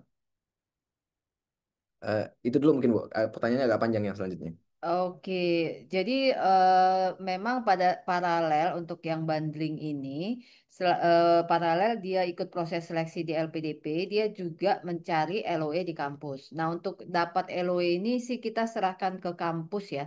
Apa persyaratannya, bagaimana prosesnya, apakah bikin esai lagi dalam bahasa Inggris, bahkan ada yang sampai wawancara. Jadi itu memang silakan ikuti prosesnya di kampusnya ya. Itu ada nanti kunjungin aja websitenya apa yang menjadi persyaratan untuk mendapatkan LOE di sana. Jadi dia secara paralel harus berproses baik itu di LPDP maupun kampus mitra. Baik. Jika memang disyaratkan Mas Restana ya, tetap harus dipenuhi GRE atau GMAT-nya. Pertanyaan yang kedua, saya punya LOA Public Policy di kampus lain. Dia mau daftar NUS ini, Bu. Daftar di NUS, punya LOA untuk Public Policy di kampus lain. Bisa nggak LOA ini digunakan untuk program bundling karena jurusan di NUS MSc Master of Science Management sementara ini MPPM. Kalau masih satu rumpun sih kayaknya ini ya tidak terlalu masalah ya. Paling nanti mungkin dia akan harus mengeksplor lebih lagi pada saat di esai ya. Apa keterkaitan kan rencana pengabdiannya dia harus bisa menjelaskan kalau lulus di NUS atau kalau lulus di yang public policy-nya itu mungkin yang menjadi agak challenging ya karena dia berbeda prodi tapi tetap satu rumpun. Kami sih tidak melarang ya. Itu nanti kalau memang sudah punya LOE lagi kan, dan dia mencoba untuk yang program bundling. Silahkan, karena itu memang masih terkait prodinya. Beda kalau misalnya satu yang benar-benar berbeda banget, itu yang mungkin nanti jadi membingungkan gitu waktu dia akan menjelaskan kontribusinya di industri tertentu. Kalau ini kan nanti kontribusinya kan masih agak terkait lah di satu industri yang sama. Itu Baik, tidak masalah sih. baik. Terima kasih Bu Mona. Tadi untuk Mas Restana, sepanjang rumpunya masih dekat Mas Restana ya. Jangan tata boga Ya, public policy, nggak nyambung ya. Nggak nyambung ya ya. teman-teman. Baik, kita lanjut. Ada yang mau tanya live? Jangan malu-malu kesempatannya. Mumpung ada Bu Pertanyaan Mona di satu sini. Baik, dari yang BDK itu Mas Medan. Tri, ada yang ketiga. Silakan, Bapak Gunung, silalah. Izin naik lagi, Pak. Sepertinya saya kelewat. Tadi kuota yang beasiswa target yang PNS baik luar negeri atau dalam negeri ada nggak ya? Tadi kayaknya aku kelewat tadi kuotanya. Oh, tidak ada Pak. Kita melihat bagaimana ketersediaan anggaran di LPDP. Kita tidak pernah menentukan di awal kuotanya berapa. Siap, Bu, siap, Bu. Oke, Bu. Baik. Selanjutnya, Bu Mona dari Mas Hafifi Nata Putra. Siang Bu Mona, bulan lalu LPDP infonya beliau dapat ada kerjasama dengan DAAD Bu. Tapi kok belum ada penawarannya nih? Kira-kira kapan nih Bu akan ditawarkan untuk DAAD? Ini juga sedang ditanya ya dengan Jerman ya. eh ini kan prosesnya harus ada PKS dulu ya. Ini memang di awal itu biasanya kalau yang apalagi kalau yang baru. Kalau yang sudah mengulang misalnya tadi kayak HS, CSU itu udah mengulang setiap tahun itu pasti prosesnya agak lebih cepat. Tapi ini karena baru, ini masih berproses karena di PKS itu masalah tentang siapa yang membayar siapa, kuotanya, persyaratannya, prosedurnya gimana, itu yang harus masih diproses, tapi memang ini masih ada di dalam time plan kita. Nanti silakan ditunggu saja, tapi ini memang sudah masuk dalam rencana kita ke depan. Baik. Ditunggu saja untuk Mas Hafifi Nata Putra. Ibu, pertanyaan selanjutnya ini anonimus Bu, Zoom user sepertinya sengaja ini Zoom usernya dibuat anonimus karena pertanyaannya Bu, dunia kan lagi nggak aman nih Bu, ada potensi dampak ekonomi dari kebijakan Trump. Batch 2 nanti ada rencana penyesuaian stipend nggak Bu?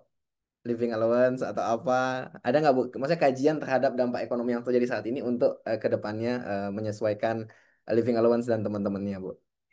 Living allowance itu kita beda-beda ya per negara ya. Bahkan di satu negara juga beda-beda per kota. Dan ini tadi sudah saya sebutkan living allowance per kota itu kami sudah tentukan berdasarkan analisis. Kami melihat dari standar living cost yang ada di kota atau negara tersebut. Di sini saya bilang standar living cost ya, bukan suatu yang kemewahan atau yang berlebihan. Pasti itu kalau memang ya banyak ya di Eropa, di Amerika itu banyak yang Waldinya sendiri sudah menyampaikan ada beberapa yang kurang atau bahkan untuk pengurusan visa. Nah ini kajian ini kan selalu dilakukan setiap saat ya. Jadi kalau memang ada nanti sesuatu situasi yang memang di luar normal dan memang harus ada penyesuaian, ya LPDP nggak mungkin membiarkan awardee sampai kelaparan atau bagaimana. Tapi ya tetap kita juga harus ada batas-batas normal. Bukan berarti sedikit ada ini langsung naik. Nah itu kan agak dan kadang-kadang kalau naik susah nurunin kan. Jadi mending memang pasti ada kajian kalau memang ada kondisi-kondisi yang tidak normal. Dan itu juga para awardee selalu kalau memang ada masalah itu selalu disampaikan dan kami akan mengkaji ulang. Jadi itu nanti dilihat per kondisi, apakah memang perlu dinaikkan atau tidak. Dan itu pasti per kota itu di beda-beda standar living cost-nya. Itu sih. Terima kasih Bu Mana. Baik, kepada Zoom user, terima kasih sudah menyuarakan pendapat dari mungkin banyak sekali award di kita. Tapi LPDP akan memantau dan akan selalu mengevaluasi kebijakan yang ada saat ini. Semoga tidak terjadi apa-apa pada kondisi ekonomi. Terakhir, oh masih ada, baik. Bu Mona izin untuk bundling Bu, bundling reguler dan bundling.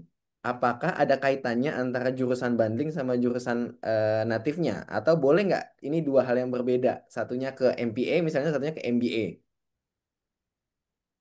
Oke, kita tidak mengharuskan harus sama ya, tapi ini seharusnya sih kalian kan memilih suatu program studi itu sudah tahu latar belakangnya apa, tujuannya apa ke depan, ya pasti tidak akan berbeda jauh kan, nggak mungkin satu arsitektur, satu law, itu kan bingung nanti wawancara, ini anak mau kemana sebenarnya, nanti jadi masalah bagi pada saat wawancara. Ya, tadi misalnya tadi yang kayak public policy sama yang manajemen mungkin itu masih ada kaitannya dalam satu rumpun atau memang mereka itu nanti kontribusinya masih dalam satu bidang industri tertentu itu mungkin masih dia gampang untuk menguraikannya di esainya. Nah, itu nanti kan jadi PR bagi kalian kalau misalnya berbeda banget, kalian waktu menunjukkan atau menyampaikan rencana studi, rencana kontribusi itu kan bisa jadi susah kalian bisa fokus kepada satu area. Nah, itu kami serahkan ke kalian. Kalau memang berbedanya jauh, ya kalian jadi akan nanti pasti ditanyakan itu fokusnya sebenarnya rencana ke depan atau rencana studi ke depan itu apa? Atau rencana kontribusinya sebenarnya di bidang industri apa? Nah, itu yang ya tidak mungkin dia memilih bidang industri yang berbeda benar-benar berbeda sama sekali. Jadi pasti dia prodi itu kan bisa beda-beda masalah nama ya, tapi sebenarnya kespesifikan atau kefokusannya itu pasti saling terkait. Baik, terima kasih Bu Mona. Jadi secara prinsip meskipun tidak dipaksa harus satu rumpun, nanti Ya, teman-teman ketika wawancara yang agak kesulitan Bu ya, mempertahankan argumentasinya ini sebenarnya fokusnya mau kemana nih gitu, kata Bu Mona seperti itu. Jadi idealnya meskipun bundling dua kampus yang berbeda, tapi harapannya di ini yang sama dengan background yang sama, rencana kontribusi yang sama, hanya saja satunya co-founding, satunya full pembiayaan penuh dari LPDP. Baik. Kita kembali ke pertanyaan live. Ada Muhammad Reza Ramadan. Kami silakan, Mas Reza. Ya, terima kasih Mas Tri. Izin Bu Mona, saya Reza dari DJP Bu.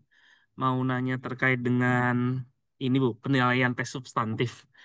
Kan kalau gosip-gosip yang beredar Bu dari teman-teman yang ikut LPDP itu kan kemarin ada penilaian tes substantif itu tidak hanya berasal dari eh, wawancara saja, tetapi juga mempertimbangkan misalnya apakah eh, apa tuition fee-nya itu murah atau mahal, kemudian negaranya apakah English speaking country atau bukan, atau katanya katanya ada yang bilang Australia, Amerika, UK itu yang apa secara penilaian paling rendah, kemudian ada yang bilang juga kalau parsial itu lebih tinggi nilainya dibandingkan dengan ikut yang program targeted PNS misalnya.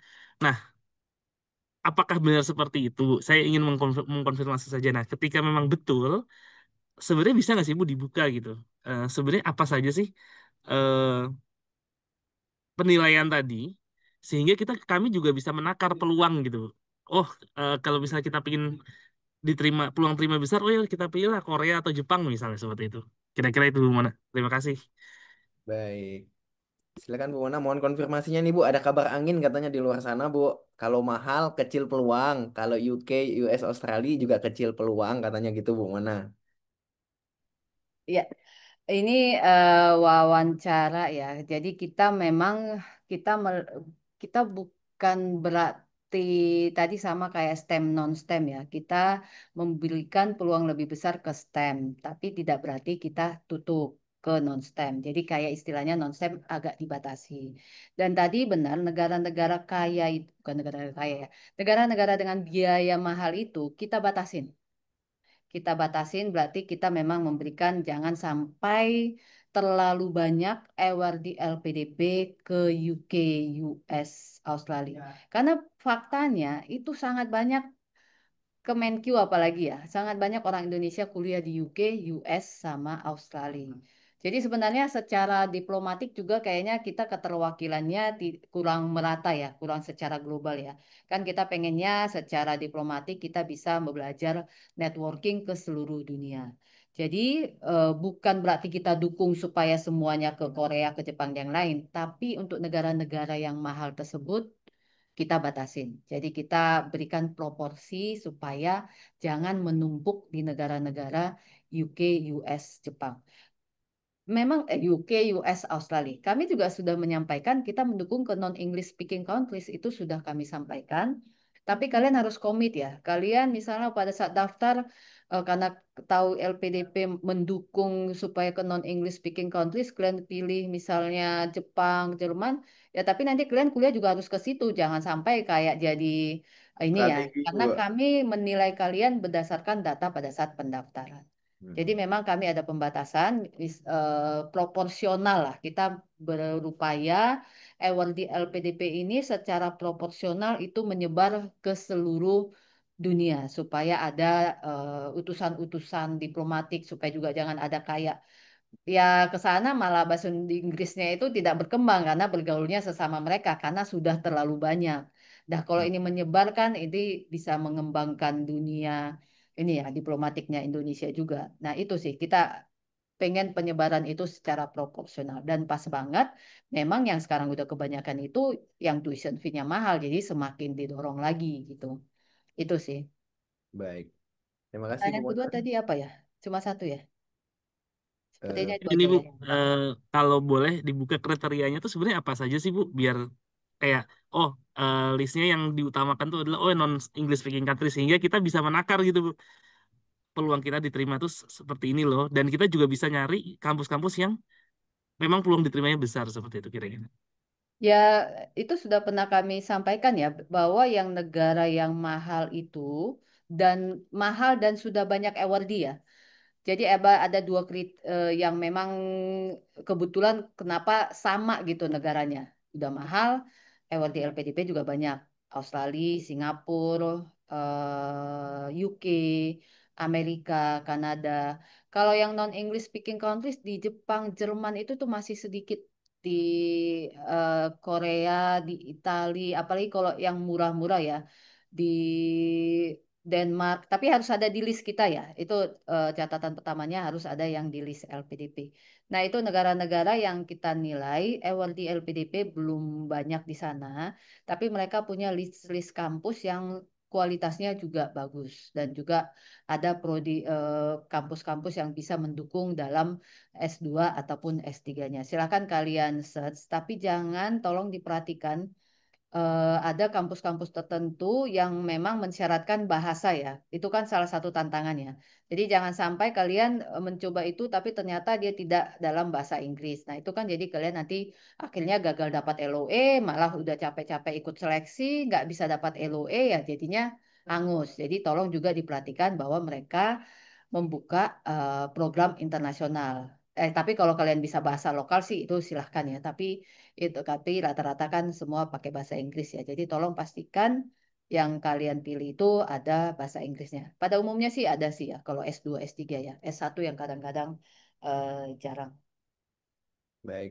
Terima kasih Bu Mona.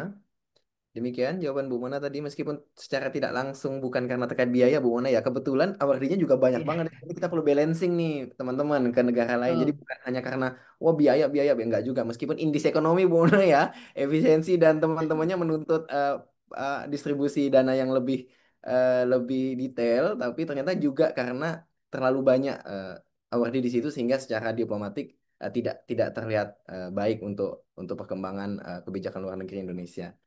Baik, kita kembali ke chat Bu Yuli. Agak teknis Bu, untuk usia umur Bu. Targeted dokter, apakah boleh 42 tahun lebih 1 bulan saat ini? Karena Kemenkyu menetapkan sistem yang berbeda nih terkait usia, seperti itu. Targeted dokter, boleh nggak usia 42 tahun lebih 1 bulan nih saat ini beliau nih? kalau LPDP itu sistemnya sepanjang dia belum 43 tahun bisa. Baik, 31 Desember dia 42 tahun 11 bulan pun bisa. Tapi kan saya nggak tahu instansi Kemenkyu silahkan. baik. Di Di LPDP Kemenkyu bisa. sekarang sudah dihapuskan Bu untuk Oh iya aturan di umur. Kemenku kan sudah ada KMK baru ya. Ya, Sebenarnya sih asuransi bisa ya. KMK baru ada KMK atau PMK ya. PMK yang MK34. aturannya bukan 42, agak nambah-nambah. Mungkin bisa Baik, baik. dipastikan. Mungkin Baik, Mas Mbak Ishak Yuli. bisa memastikan ya. Tapi di LPDP itu bisa 42 tahun 1 bulan. Baik, makasih Bu Mona. Jadi nanti Mbak Yuli diupdate lagi ke bagian SDM-nya mungkin untuk minta informasi terkait dengan teknis pendaftaran untuk usia di beasiswa LPDP. Baik, Mas Ishak, ada spill-spill? Aman. Bu Mona sampai jam berapa ini bisanya? Ya, 15 menit lagi oke lah, 3.30. Oke, baik. Baik, ada pertanyaan tentang reimbursement, pendaftaran ditanggung, sudah dibantu Mas Ishak tadi Bu, ini cukup detail, cukup teknis maksudnya. Kemudian kita buka kembali pertanyaan ke live, live. Akan adakah yang mau bertanya secara langsung kepada Bu Mona atau ke Mas Ishak nih? Boleh nih Mas Ishak, programnya apa aja nih untuk 2025 batch 2? Atau kira-kira apa yang perlu saya siapkan nih Mas Ishak kalau dari sudut pandang pendaftar nih? Kalau Bu Mona kan dari sudut pandang regulator nih, dari sudut pandang pendaftar nih teman-teman ada yang mau nanya nggak? Spill dong Mas Ishak ceritanya di kalangan teman-teman awardee saat ini tentang kecilnya peluang, boleh-boleh aja silakan. Baik, Mas Ferry Pangaribuan, kami silakan. Izin Bu Mona mau nanya lagi Bu. Tadi kan disampaikan bahwa LPDP ingin yang diutamakan lebih banyak itu yang non English speaking country ya. Terkait yang PTUD itu apakah ada rencana diubah gitu kan? Kebanyakan kalau kita lihat yang PTUD itu kebanyakan English speaking country-nya ya. US, UK, sama Australia. Mungkin begitu Bu. Oke, PTUD ini kan satu program beasiswa yang memang dikhususkan supaya makin banyak pemuda-pemudi Indonesia kuliah di top 30 in the world. Jadi ya memang itu semua kampus mahal itu kalau bisa dibilang top 30 itu semua kampus mahal. Tapi dia adalah top 30 global. Jadi ya memang ya ada harga yang kita harus bayar untuk bisa kuliah di kampus-kampus top dunia. Tapi itu pun ada beberapa yang ya sama tadi pertanyaannya yang Melbourne ya, itu ada beberapa yang kita batasi karena ya tadi itu sangat banyak award di LPDP paling banyak itu di Melbourne University Australia. Jadi ya menurut kami sih itu ekosistemnya bisa nggak bagus ya kalau terlalu banyak orang Indonesia kuliah di kampus tertentu bahkan prodi tertentu bisa aja satu kelas mungkin 18 orang, 15 orang orang Indonesia ya. Kita juga nggak semangat kan kuliah. Ini kok kuliah di Australia tapi rasanya di Jakarta ya atau mungkin rasanya di Juruangmangu ketemu anak-anak stan kan itu juga nggak bagus ya. Kita jadi kaya dan kita juga jadi kita udah sekolahin mahal-mahal tapi akhirnya begitu ya. Jadi tetap kalau kalian ke MIT, Stanford itu masih sangat sedikit orang Indonesia. Itu pasti kami dukung karena memang walaupun mahal tapi dia itu benar-benar top kampus dunia. Makanya itu memang dia punya tujuan tertentu. Jadi PTUD itu tetap ada karena memang tujuannya berbeda untuk kuliah kampus yang top 30. Walaupun mungkin sudah ada pembatasan karena saking banyaknya orang Indonesia di kayak Columbia University, Melbourne University itu udah banyak banget orang Indonesia di sana. Itu sih pertimbangannya. Baik, terima kasih Bu Mona. Pertanyaan selanjutnya Bu dari Yusarsif Bu. Untuk batch 2 2025 ada pertimbangan nggak Bu buat kita yang mau daftar di Amerika terkait dengan isu pencabutan izin visa bagi mahasiswa internasional di Amerika nih Bu? Itu kemarin mereka sudah berangkat ke sana sih. Itu kemarin emang ada sedikit ini ya, sedikit goncangan yang kemarin itu kita sudah langsung kerjasama dengan dubesnya di sana, juga dengan Kemenlu di sini. Ya saat ini mereka sudah oke, visanya sudah beres, bahkan sudah banyak berangkat. Jadi itu secara ini sih tidak ada hambatan ya. Jadi tetap mereka bisa tetap berangkat. Yang kemarin yang tahap 1 juga itu mereka proses visanya juga bisa tetap jalan sih. Tidak ada ini sih isu yang signifikan. Baik, tetap bisa lanjut ya Mbak atau Ibu atau Mas Yusarsif tadi ya, meskipun ke Amerika tetap bisa lanjut. Baik, ini mungkin boleh dibantu diulangi lagi Bu untuk Mbak Ima Bu. Saya punya kampus unggulan Malaysia nih, tapi nggak ada di les LPDP, udah dapat LOA-nya nih Bu, tolong dijelaskan kembali. Ya, Kalau ini syaratnya yang pertama harus sudah punya LOE ya. Jadi Hmm. tidak boleh yang milih tapi belum punya LOE. Sudah punya LOE, tolong berikan kepada kami bukti, baik itu bisa screenshot website atau mungkin link yang menunjukkan prodi pilihan Anda itu mempunyai global ranking. Jadi dan ini juga pemeringkatnya harus pemeringkat global ya, bukan pemeringkat Malaysia atau regional Asia Tenggara atau Asia, harus yang global ranking yang menunjukkan bahwa prodinya, bukan kampus, prodi yang dituju itu memiliki misalnya 100 besar atau 150 besar secara global. Silakan sampaikan pada kami buktinya, nanti kami verifikasi itu bisa kami terima. Baik. Mbak Ima boleh lewat tiket bantuan ya, Tikban. Oh, waktu mendaftar langsung dikasih. Siap. Waktu mendaftar langsung dikasih dokumennya. Baik, Ibu. Kemudian ini ada dari Markus Haposan, Bu. Eh, Beliau mohon konfirmasi terkait dengan pendaftaran targeted dan bundling yang mana bisa daftar dua secara paralel. Jika saya daftar non LOA targeted plus bundling NUS, saya ikut seleksi bakat skolastik tidak, Bu? Yang pertama. Kemudian wawancara jadi dua kali atau bagaimana untuk dua aplikasi tersebut? Tadi udah sih, tapi mungkin Ibu berkenan menjelaskan kembali. Seleksi bakat skolastik itu kita lihat dari status Anda di beasiswa lainnya. Karena tadi kemitraan tidak ada seleksi bakat skolastik. Mm-mm. Jadi apakah Anda ikut SBS atau tidak, itu berdasarkan apakah Anda punya LOE atau tidak di beasiswa targeted. Hmm. Jadi kalau tidak punya LOE, kalian ikut skolastik. Kalau punya LOE, tidak ikut skolastik. Baik. Kemudian wawancaranya cukup sekali. Nah, makanya tadi wawancaranya sekali ya pasti ada hubungan antara program studi atau ya kampus bisa beda ya. Program studi atau bidang studi atau rumpun studi atau rencana kuliah yang kalian pilih baik itu di prioritasnya maupun di non prioritas. Jadi wawancaranya cukup sekali. Tapi dengan menggunakan data esai yang kalian submit di aplikasi dan juga data-data prodi tujuan yang kalian kasih di pada saat pendaftaran. Baik. Jadi cuma sekali. Kan, Mas Markus Saposan ya. Jadi wawancaranya hanya satu kali. Dan untuk bundling memang tidak, untuk yang priority memang tidak ada SBS. Nah, yang targeted tinggal lihat nih jenengan di targeted ada LO atau tidak. Seperti itu Mas Markus Saposan.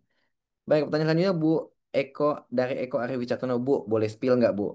Untuk batch 2025, kalau dari Ibu pribadi nih Bu, ada nggak konsentrasi keilmuan atau rumpun yang Ibu pribadi rekomendasikan nih Bu buat teman-teman batch 2025? Ini teman-teman bisa menyesuaikan ya, mengikuti jawaban berarti ya. Prioritasnya nanti CV-nya menyesuaikan dengan jawaban ini nanti ternyata nih. Ya, Eh, ya ini kan tidak bisa saya bilang, misalnya nih saya bilang low, ternyata background kalian arsitek ya kan itu namanya kalian aneh kan. Masa saya bilang kalian ikut low, ternyata background arsitek juga ikut low. Ini namanya ya ini kalian yang tahu background education, background pekerjaan, rencana ke depan. Itu kan semua suatu gambaran yang menunjukkan kalian itu fokusnya mau kemana. Ya, ini STEM non STEM itu ya betul memang LPDP sebagai perangkat pemerintah karena memang ada bidang industri ya, bidang-bidang industri ya, bukan prodi ya, bidang industri yang memang harus kita dukung, yaitu dengan pemimpin-pemimpin bangsa yang hasil dari terobosan LPDP itu diharapkan berkontribusi atau mengabdi di bidang-bidang industri strategis tersebut. Itu kan eh, itu kayak apa ya? Kayak kita ada uang kita prioritaskan ke situ. Tapi kan yang lainnya juga kita pasti akan dorong. Penting juga. Tapi mungkin proporsinya yang ini. Nah, jadi yang untuk prodi sebenarnya ya mungkin STEM non STEM, tapi ya kalau kalian bisa menggambarkan prodi itu memang sangat signifikan, sangat penting dan bahkan nanti kontribusinya jelas misalnya di Kementerian Keuangan untuk ternyata dari studi kalian bisa meningkatkan penerimaan pajak atau bisa menghapuskan pajak yang ilegal atau meningkatkan biaya cukai, ya itu sangat penting ya. Jadi kita tidak boleh hanya berpatokan mana nih bidang studinya, tapi kami melihat bagaimana nanti kontribusi kalian ke depannya dan itu pasti didukung dengan pekerjaan, latar belakang pendidikan ataupun nanti kalian nanti setelah kuliah itu mau bekerja di mana. Itu mungkin targeted ya. Apalagi targeted ini sektor publik kan ya. Jadi sudah jelas sebenarnya nanti dia akan berkontribusi di mana. karena dia juga harus tetap jadi PNS selama menjadi awardee LPDP. Baik. Itu sih. Mas Eko Ari Wicaksono, Resen, apakah ada tanggapan? Boleh bertanya sedikit lagi, Mbak Mona? Ya, silakan. Iya, jadi gini Mbak Mona, misal kita kan unsur pendidikan kita mungkin kurang sesuai dengan kebutuhan organisasi yang ada saat ini, misal seperti itu kan. Sehingga apabila kita ingin melanjutkan studi, itu kita acuannya adalah organisasi yang sekarang kita eh, apa posisi kita saat ini gitu. Jadi apakah itu memungkinkan atau tetap harus sesuai dengan rumpun keilmuan pendidikan kita sebelumnya? Ya, ini juga banyak pertanyaan pada saat wawancara ya. Jadi banyak kalau pewawancara itu menemukan rumpun studi atau bidang studi S1-nya itu tidak inline sama S2-nya. Nah, itu kita Ya, tidak melarang ya. Kita tidak mm, melarang harus yang inline S1 dan S2-nya. Karena kan banyak faktor ya yang mempengaruhi ya, di mana dia bekerja saat ini, atau mungkin mungkin nggak sesuai juga dengan pekerjaannya saat ini, tapi setelah kuliah, setelah tamat S2 atau S3, dia berencana akan bekerja di industri apa. Nah, itu pasti tergambar nanti di esai apakah dia bisa. Tapi kalau untuk PNS ya menurut saya pribadi ya, kalau untuk PNS agak susah ya.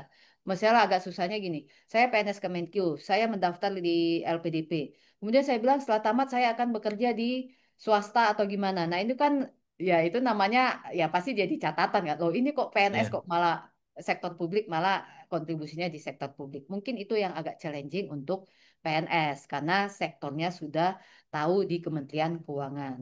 Tapi kalau memang ya Kementerian Keuangan kan besar ya. Kalau misalnya mau ke iya, perbendaharaan, anggaran atau yang mana, mungkin ya bisa ada mutasi kemana, apalagi sekarang Kemenkiuan, jadi tidak terbatas ke tempat kerja sekarang. Bisa lebih luas karena kita punya sistem Kemenkiuan. Nah, tapi iya, ya mungkin karena kita PNS Kemenkiu ya pasti apa lingkupnya lingkup Kemenkiu. Jadi tidak harus sama dengan pekerjaan yang sekarang, tapi tolong diperhatikan karena PNS ya pasti ya di sektor publik dan mungkin instansi yang tempat dia bekerja. Jadi untuk S1 S2 kita tidak mewajibkan harus sama inline, untuk pekerjaannya ya karena dia sektor publik ya pasti minimal dia harus mengabdi di sektor publik. Tapi bidangnya ya itu kami serahkan apakah ada kemungkinan mutasi atau mungkin ada pindah itu silahkan itu situasi setiap orang bisa beda-beda ya. Mungkin pasti lebih enak kalau sama ya itu kasih dia lebih kuat ya. Tapi kalau memang bisa menjelaskan bahwa ada kemungkinan akan pindah bisa mutasi dan memang passionnya di bidang itu ya silahkan. Sepanjang ya tadi dia tetap menjadi seorang PNS. Karena kami mewajibkan dia tetap harus jadi PNS selama menjadi awardee dan juga selama 2N-nya ya, selama masa iya. pengabdiannya. Ya, izin menambahkan sedikit, Mbak Mona. Ini kan Ya, kasusnya kalau saya kan sangat berbeda sekali instansi saya sebelumnya dengan instansi saya sekarang kan. Yang sebelumnya kan saya di PPPK kan. ya, Nah, terus kemudian sekarang ini kan saya di DJBC, di Direktorat Jenderal Bea Cukai. dia cukai. Ah, jadi dari segi eh, tusi organisasi sangat berbeda sekali. Yang mana sebelumnya saya sering berinteraksi dengan profesi keuangan, sekarang saya sangat-sangat berbeda sekali dengan yang saya lakukan sebelumnya. Sehingga dalam pengembangan pendidikan saya ke depannya kan ini agak masih abu-abu kalau dari saya sendiri. Jadi eh, gimana? Mungkin Mbak Mona ada arahan atau tips? Ini kenapa kejadi ini ya konsul ya. Ya, tapi PNS itu harus ada surat usulan ya. Jadi jangan sampai ini kan kamu juga harus menanyakan ke bidang SDM, apalagi ini eselon satu yang berbeda ya di bea Ini salah satu cukai. yang berbeda. Ya, apakah bidang studi yang kalian pilih itu masuk dalam rencana pengembangan SDM? Jadi jangan sampai nanti udah cari-cari kemana-mana, pengen bidang studi ini ternyata tidak masuk dalam rencana jangka panjang pengembangan SDM. Jadi karena untuk PNS Oh, wajib ada surat usulan. Jadi harus dipastikan juga jangan sampai nanti nggak ada surat usulan ya kalian tidak bisa daftar. Itu mungkin pertama ya, karena mau tidak mau kita oke. terikat di PNS. Lihat rencana pengembangan SDM, bidang studi apa, Oke. ya pilihannya dari situ. Karena apalagi bea cukai ya, mungkin bea cukai bisa lebih banyak pilihan mungkin ya.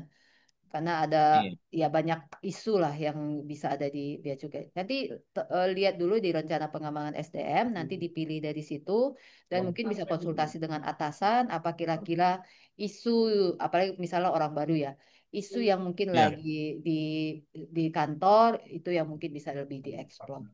Kan kalau memang nggak cukup waktunya kan bisa next next batch itu supaya lebih siap sih dan sesuai dengan kebutuhan institusi. Baik, baik. Siap. Terima kasih, Mbak Mona.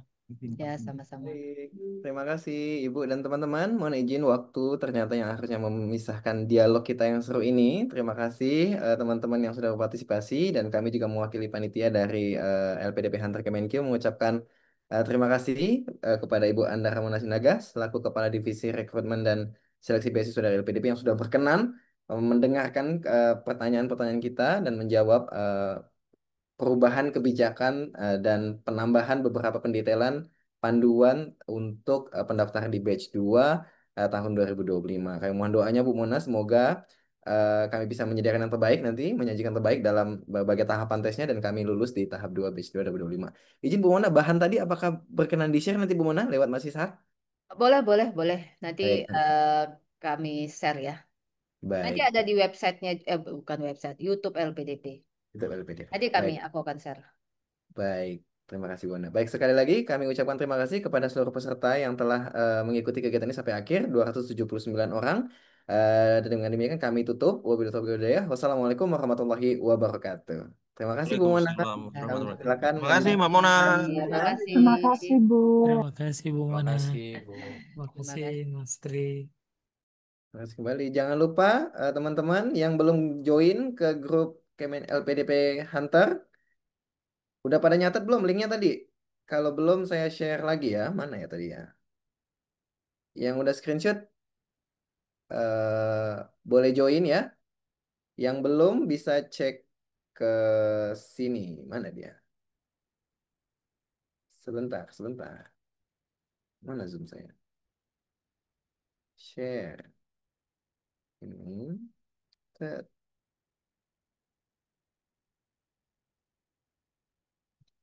Ada di layar ya teman-teman ya. Iya, boleh di screenshot dulu sebelum live atau di foto dulu layarnya. Baik, sekali lagi kami mewakili panitia mengucapkan terima kasih telah ikut serta dalam kegiatan ini sampai dengan selesai. Kami tutup ya, saya stop share ya. Wabillahi taufiq wal hidayah. Assalamualaikum warahmatullahi wabarakatuh.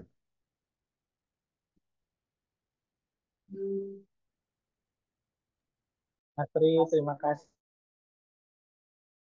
Aku izin meeting ya.